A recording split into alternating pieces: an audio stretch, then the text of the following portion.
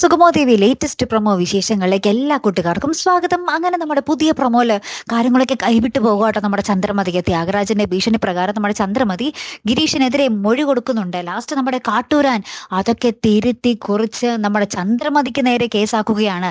ഗിരീഷിനെ ചന്ദ്രമതിയാണ് വിട്ടുകൊടുക്കാതിരുന്നത്. ഞാനൊരു പ്രണയലീല കഥ എഴുതിയിട്ടുണ്ട്, നാളെ സോഷ്യൽ മീഡിയയിൽ പകർത്താൻ വേണ്ടി, അത് നിങ്ങളുടെ മുന്നിലിട്ട് കാച്ചട്ടെ എന്നൊക്കെ പറഞ്ഞ് നമ്മുടെ കാട്ടൂരാൻ ഭയങ്കര ഡയലോഗാട്ടോ.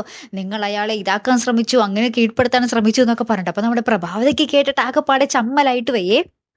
പക്ഷെ കാട്ടൂരാൻ വിട്ടുകൊടുക്കുന്നില്ല. അപ്പൊ ചന്ദ്രമതി പറയുന്നത് നമ്മുടെ ത്യാഗരാജന്റെ അടുത്ത് പറയുന്നുണ്ട്, എടാ എന്താണ് ഇയാൾ ഈ കാണിക്കുന്നത്, എന്റെ മാനം വിറ്റിട്ടാണോ നീ ചെയ്യാൻ പോകുന്നേ എന്നൊക്കെ പറഞ്ഞ് നമ്മുടെ ചന്ദ്രമതി കുറെ കിടന്ന് കരയുന്നുണ്ട്. ലാസ്റ്റ് ഇതൊക്കെ കഴിഞ്ഞ് തേവർക്കാട്ട് ത്യാഗരാജനും നമ്മുടെ ചന്ദ്രമതിയും കൂടി എത്തിക്കഴിയുമ്പോൾ നമ്മുടെ ചന്ദ്രമതി ത്യാഗരാജനോട് പറയുന്നുണ്ട്, ഇതിലും ഭേദം നീ എന്നെ കഴുത്തിന് കത്തി വെക്കുന്നതാടാ എന്ന് പറയുമ്പോൾ നമ്മുടെ ത്യാഗരാജൻ പറയുന്നുണ്ട്, വേണ്ടി വന്നാൽ ഞാൻ അതും ചെയ്യും എന്ന് പറയുന്ന ഒരു നിമിഷങ്ങൾ തന്നെയാണ് കൂട്ടുകാരെ ഏറ്റവും ഒടുവിൽ നമുക്ക് കാണുവാൻ സാധിക്കുന്നത്. പിന്നെ എന്തൊക്കെയായിരിക്കും സംഭവിക്കാൻ പോകുന്നത്?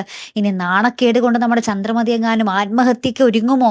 അതാണ് ഇനി അല്ലെ എന്നുവെച്ചാൽ ഇത്രയും ക്രൂരനായ ഒരു ആങ്ങള കൂടെയുണ്ട്, ഇത്രയും മോശപ്പെട്ടൊരു കഥ സോഷ്യൽ മീഡിയയിൽ വരാൻ പോകുന്നു. അപ്പൊ ഇതിന്റെയൊക്കെ നാണക്കേട് ഓർത്ത് നമ്മുടെ ചന്ദ്രമതി ഇനി ആത്മഹത്യക്ക് ഒരുങ്ങുന്നതായിരിക്കുമോ നമ്മുടെ സുഗമോ ദേവിയിൽ വരാൻ പോകുന്നത്? അല്ലെ, കാത്തിരുന്ന് തന്നെ കാണാട്ടോ. അടുത്തൊരു വീഡിയോയുമായി വരുന്നത് വരയ്ക്കും ഗുഡ് ബൈ.